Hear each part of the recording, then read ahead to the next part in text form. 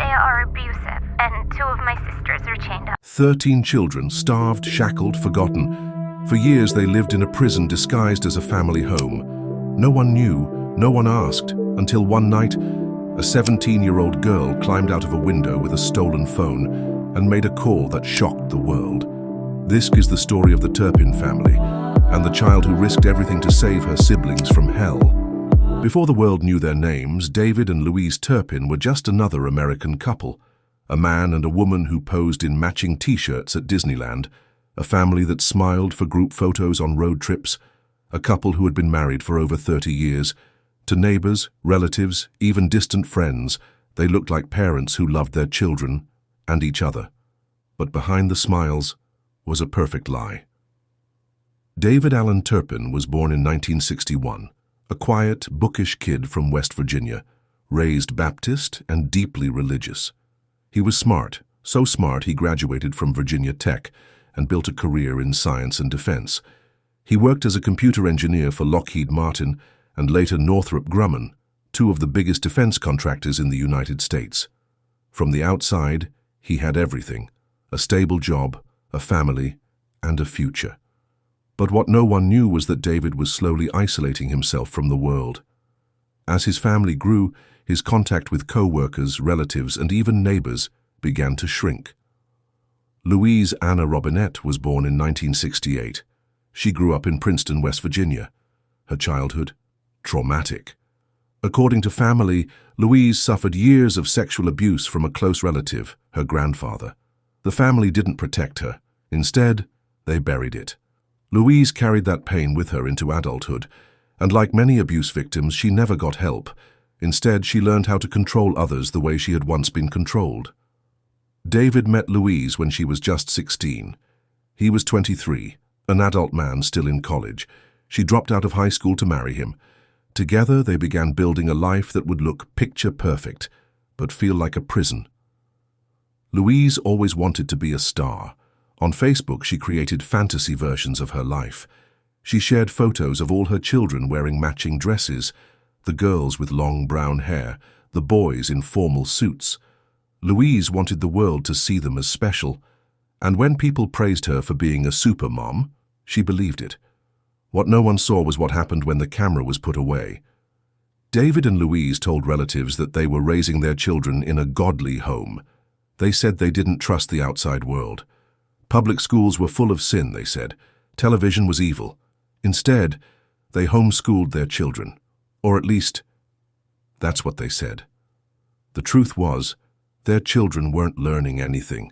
Some couldn't read or write. Others didn't know basic math or the days of the week. They weren't being homeschooled. They were being hidden. And yet, somehow, the Turpins kept having more children, 13 in total. Between 1988 and 2015, Louise gave birth again and again. She claimed God was calling her to have many children, that it was her purpose. But the real reason? No one knows for sure. Some believe Louise loved being pregnant because it gave her attention. Others believe it gave her more people to control. David never argued. He followed her lead. Even when money ran out, he kept quiet. Even when his job ended, he kept the family isolated. He filed false documents to keep their private homeschool registered with the state. Over time, the family sank deeper into secrecy and into darkness. They moved often, Texas, then California. With each move, they pushed people further away. Family members were blocked. Phone calls were ignored. Even the children's grandparents stopped hearing from them. When family asked questions, David and Louise made excuses. "We're traveling. The kids are asleep. They're shy." Louise even told her own sister she couldn't visit because the children were too sick. But they weren't sick, they were shackled to their beds. Behind their doors, reality was falling apart. The children were fed once a day, mostly bologna sandwiches. They weren't allowed to speak freely. They weren't allowed to laugh. They weren't even allowed to take showers more than once a year. If they disobeyed, they were beaten or chained. But to the world, the Turpins were just private, quiet, religious, nothing more. The world never noticed. For nearly 2 decades, they lived in plain sight. When a couple like David and Louise isolate themselves, they create their own rules, their own version of reality. In psychology, this is called shared delusion. One partner, often dominant, feeds the beliefs.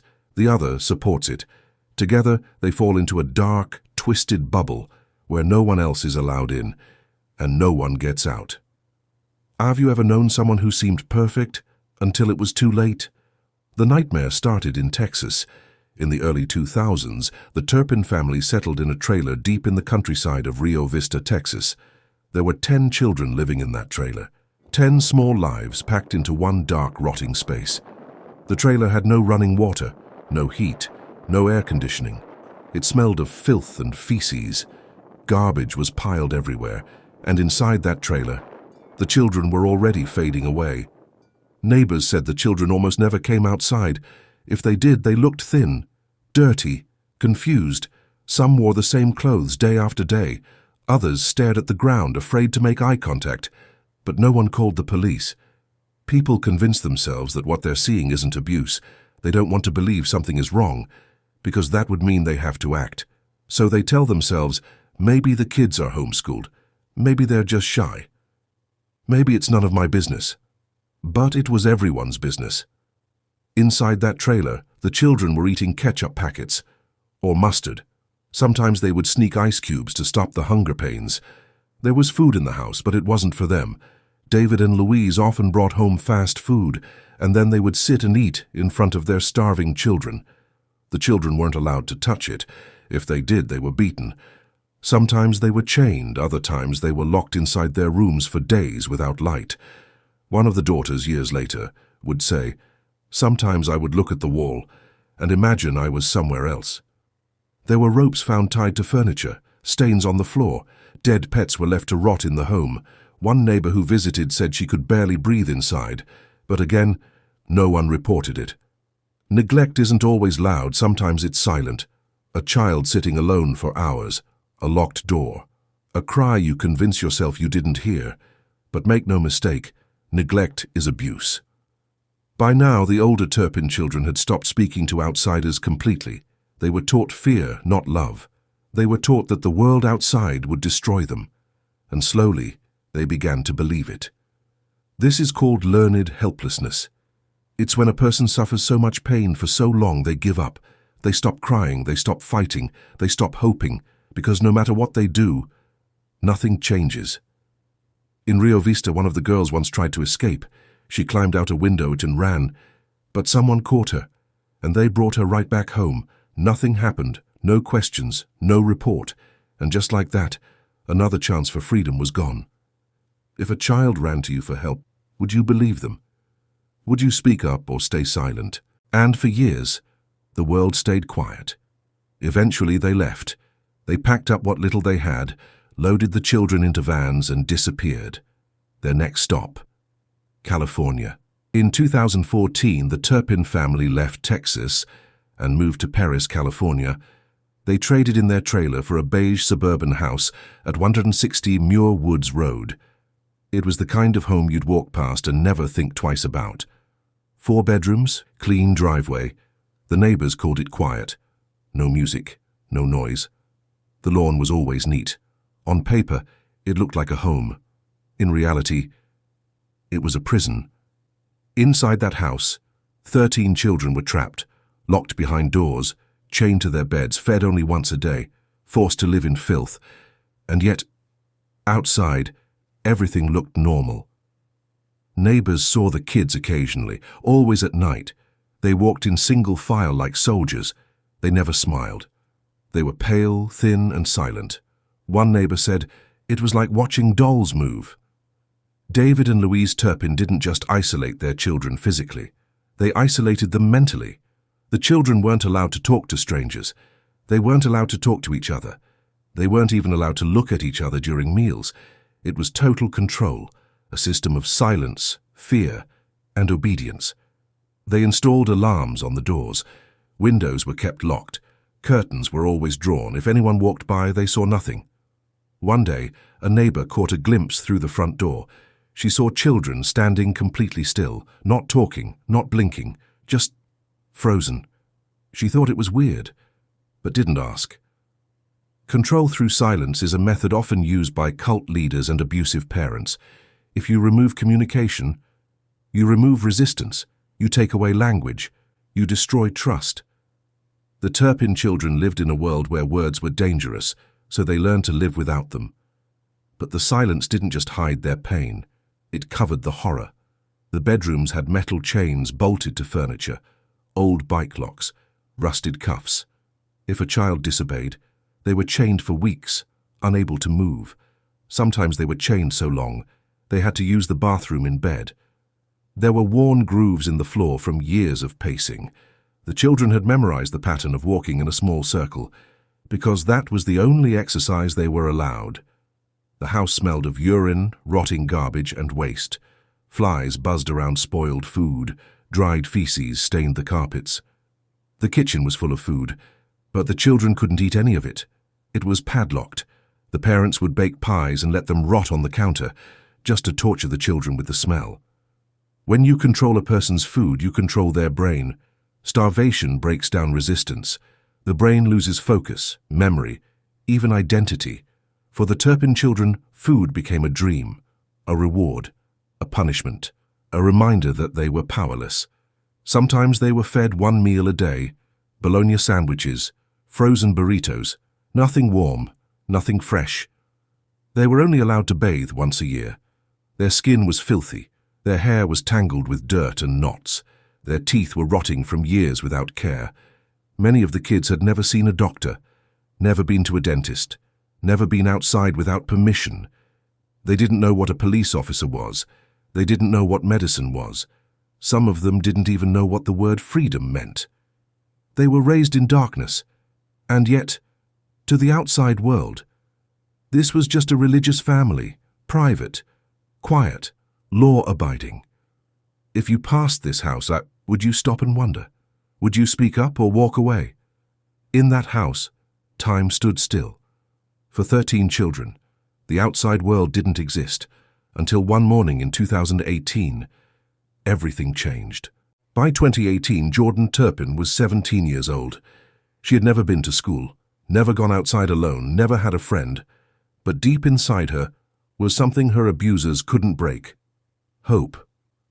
Hope came in the form of a stolen cell phone, an old, deactivated smartphone that still worked on Wi-Fi. Jordan had secretly taught herself how to read, and then she taught herself how to use the phone. At night, when everyone else was asleep, she would sneak the phone from a drawer, curl up in a corner and watch music videos on YouTube. Her favorite artist? Justin Bieber. His songs, full of light, laughter, freedom, were everything she'd never known. For the first time in her life, Jordan saw what the outside world looked like. She began to dream. She learned about 911 from watching TV clips. She found videos about police and emergencies. And slowly, she started to realize, this isn't normal. My family is not okay. We are not safe. Then came the final straw. One of her younger sisters, just a child, was caught stealing food. Louise and David beat her. Then they chained her up again, this time for days. Jordan knew, if she didn't do something, one of them might not survive. So she made a decision, one that would change everything. On the night of January 14, 2018, Jordan waited until 5:49 a.m. The house was dark. Her parents were asleep, heart pounding, hands shaking. She climbed out the small window and for the first time in her life, she ran. Jordan didn't know the streets. She had no map. She had never spoken to a stranger before, but she had the phone, and with trembling fingers she dialed the only number she had ever memorized from YouTube: 911. Within minutes, deputies from the Riverside County Sheriff's Department were on the scene. They found Jordan on the sidewalk, barefoot, thin and shaking, her hair tangled, her arms bruised, her voice quiet but steady. She showed them photos of her chained siblings, still inside the house. The officers couldn't believe what they were seeing. Immediately they called for backup. They entered the house. What they found shocked even the most experienced among them. Children chained to beds, the smell of feces and rotting garbage, malnourished faces, children who looked half their age. One girl, 29 years old, weighed just 82 pounds. None of the children knew what a police badge meant. They were terrified, but they also knew this was the day everything would change. Psychologists say it's rare, so rare, for a victim of long-term abuse to escape on their own, especially without outside help. But Jordan had something powerful. She caught a glimpse of freedom, through music, through videos, through tiny windows into the real world. Once you see freedom, you can't unsee it. She didn't just save herself, she saved all 12 of her siblings. Would you be that brave? If you were 17, afraid of everything, would you run? Would you risk your life to save someone else's? If you're still watching this, then you care. You care about truth. You care about justice. You care about the stories that need to be heard. So take one small action right now. Tap like to let this story spread, and hit subscribe to follow more untold stories just like this. You never know. The next story we tell might save a life. On that cold January morning, Jordan gave her siblings the one thing they had never known. A voice, but what the police found inside the Turpin house was something no one was prepared for. Children stood still in corners, their eyes wide and terrified. Some flinched at the sight of the police uniforms, others didn't move at all. They didn't understand what was happening. They had never seen strangers before, never met a teacher, never learned how to respond to kindness. In one room they found 2 girls shackled to their beds, their wrists bruised and infected. They had been tied up for weeks. A 3rd child had just been released before police entered. Garbage was everywhere. Old food, diapers, moldy trash piled in corners. There were padlocks on the refrigerator. Ropes, chains, and belts were attached to bedposts. This wasn't discipline. This wasn't poverty. This was torture. The children looked much younger than their real age. One of them, a 29-year-old woman, weighed just 82 pounds. Another 17-year-old girl had the physical development of a 10-year-old. This is called failure to thrive, a result of extreme neglect and starvation. Many of the children didn't know the names of the months. Some didn't understand the concept of time. Others didn't know what a hospital was. They spoke in broken sentences. They were unsure of their own names. They had spent their entire lives locked in a house, and they thought it was normal. The officers tried to speak with them gently, but most of the children were so terrified they couldn't respond. They didn't know what it meant to be safe. Outside, David and Louise Turpin stood in their pajamas, calm, detached, unbothered. They told the officers they were a good Christian family, that the kids were homeschooled, that they were just misunderstood. But the evidence told a different story. David and Louise had created a carefully constructed facade, what psychologists call masked narcissism. On the outside, clean, religious, controlled. On the inside, sadistic, abusive, and psychotic. Officers separated the children one by one. Many were crying, shaking, whispering, asking, "Am I going to die? Is this a trick?" It was the first time they were seeing compassion, and they didn't know what to do with it. One of the girls asked if the police could let her see a movie one day. Another asked if she could ride a bicycle sometime. These weren't criminals.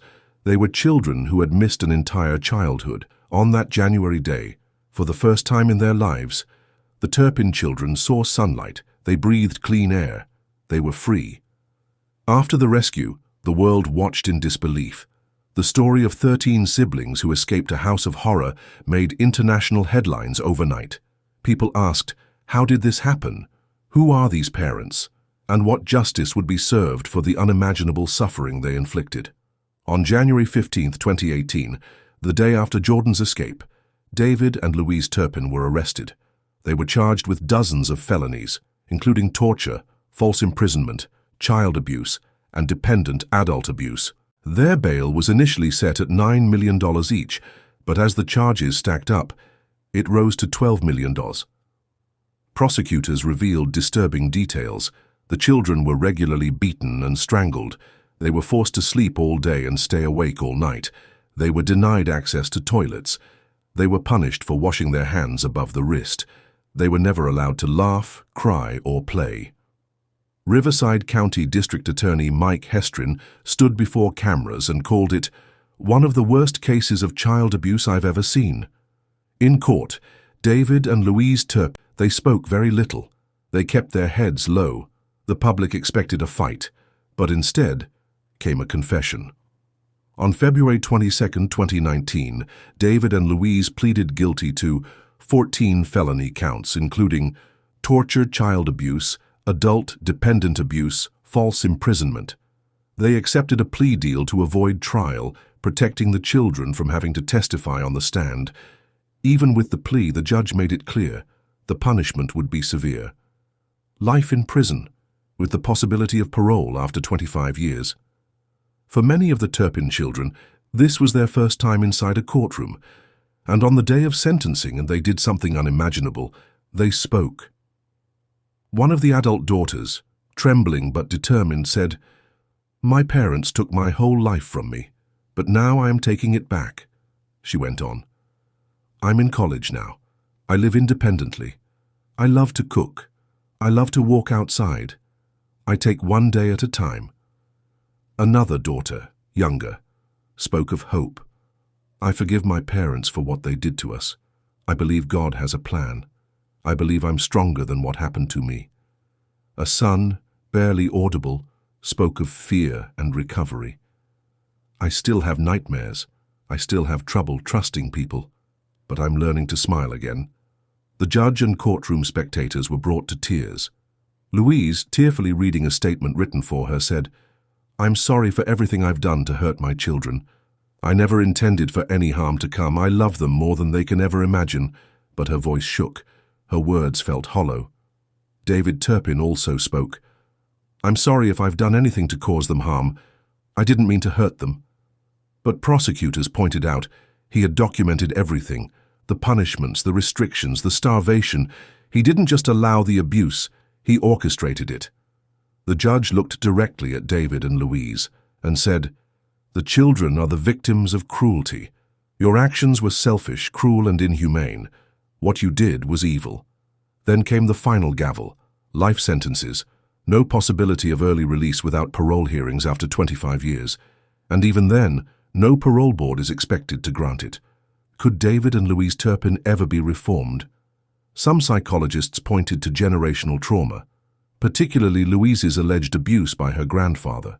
Others pointed to narcissistic personality disorder and shared psychosis, a rare phenomenon in which two people feed off each other's delusions.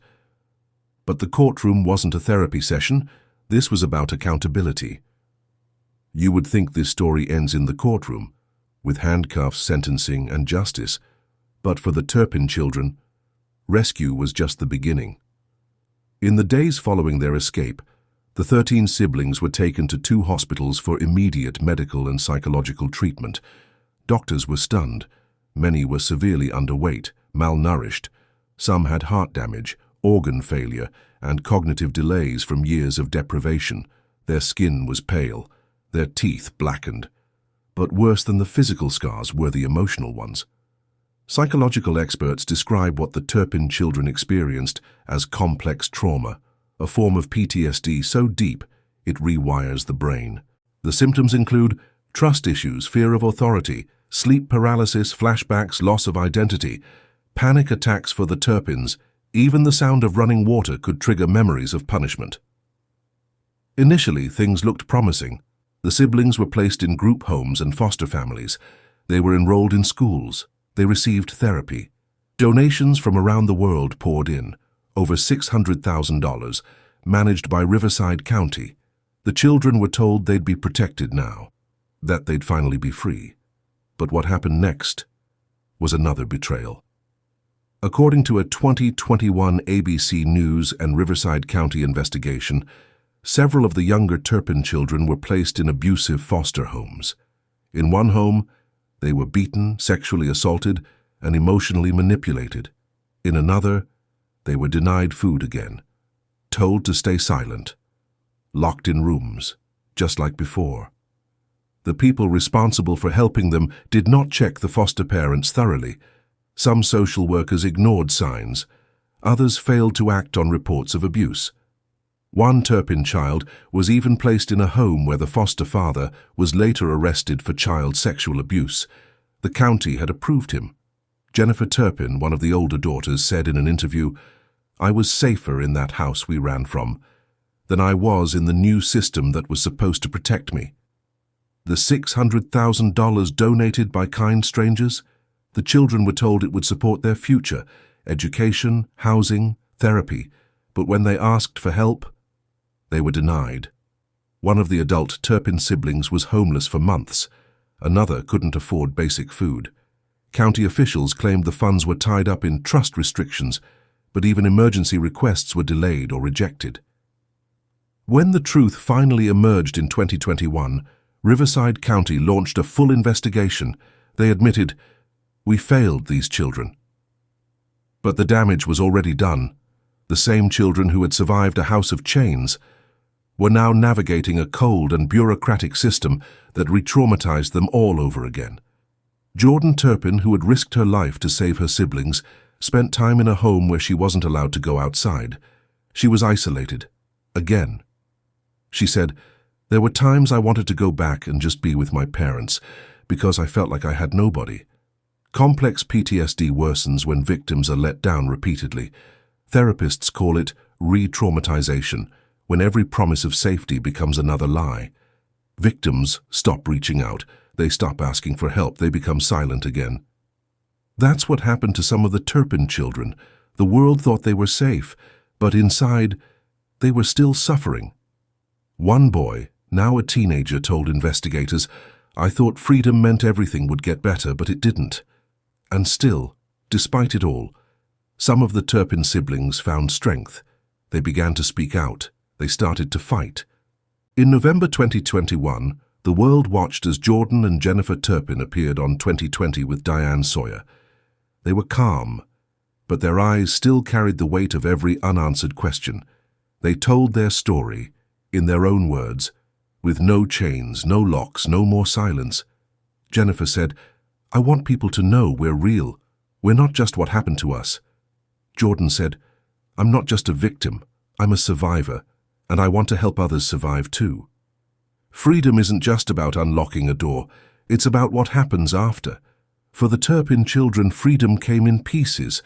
Some were taken, some were delayed, but each day they rebuild. After years of darkness, after escaping a prison built by their own parents, after surviving a second betrayal by the system meant to protect them, the Turpin children began the slow, painful journey of rebuilding their lives. Each of them started at zero. No school records, no birth certificates, no experience with money, phones, banks, or even how to cross a street. Some of the children didn't know how to use a microwave. Others had never held a pencil. They had to learn how to buy groceries, ride a bus, fill out job applications, open a door without asking permission. Every moment became a new lesson. For some, it was liberating. For others, terrifying. The world outside was loud, fast, unfamiliar. The simplest tasks triggered anxiety and flashbacks. Mental health professionals were brought in to help them cope with decades of abuse, isolation, and psychological manipulation. Some of the siblings responded well to therapy. Others struggled with trust, memory gaps, and complex PTSD. Several Turpin children enrolled in public schools, while the older ones pursued GEDs, college courses, and job training. One of the sisters enrolled in college, studying to become a writer. Another dreamed of becoming a nurse. One of the brothers began training in computer repair. They took small jobs at restaurants, retail stores, offices, grateful for independence. Some of the siblings disappeared from public view. According to advocates and court records, a few fell into poverty, homelessness, or foster home trauma. Others preferred not to speak to the media, choosing silence over scrutiny. One Turpin sibling was admitted to a group facility due to long-term psychological trauma. Others were still dealing with nightmares, eating disorders, and social withdrawal. Despite being split into different homes and counties, the Turpin siblings tried to stay connected. They called, they texted. Some would meet up quietly, trying to rebuild the family they never had. Jennifer Turpin said in her interview, We're trying to heal together. Some of us are closer than others, but we all know what we went through, and that keeps us strong. Jordan Turpin, the girl who escaped and called 911, now works as an advocate for abuse survivors. She's active on social media, where she educates others, spreads awareness, and inspires victims to speak out. She said, "If my story can help even one person escape their own nightmare, then it's worth it." Jennifer Turpin found a job in a restaurant, began building friendships, and told the world, "My parents stole my life, but I'm taking it back, one day at a time." Healing isn't always dramatic. Sometimes it's silent. It's standing in a grocery aisle and realizing you're free to buy what you want. It's walking outside and feeling the sun on your face, without fear. It's calling your sister and laughing for no reason. It's realizing your life is yours now. We often talk about victims as statistics, headlines, sensational stories, but the Turpin siblings are not headlines. They are human beings, brave, scarred, healing, still rising from the ashes. Some are thriving, some are surviving, but none of them are what they once were. They are no longer prisoners, no longer voiceless. They are reclaiming their lives. It took years of pain, courage, and survival to get here, but today, the Turpin children are writing their own stories. They are no longer defined by what happened to them. They are defined by what they chose to become. 13 children, trapped in silence, hidden behind closed blinds and fake smiles. For years they screamed with their eyes, but the world never heard them. The Turpin case is not just a tragedy, it is a mirror held up to our society. A mirror showing every time we said, "It's not my business." That family seems strange, but I'm sure it's fine. They're homeschooled, maybe they're just different. But silence is not innocence, and evil doesn't always look like a monster. Sometimes it looks like a friendly neighbor, a smiling couple in church, a clean house with horrors inside. This story forces us to ask ourselves, how many children in our communities are crying in ways we cannot hear? How many homes look perfect but smell of pain? How many signs have we missed?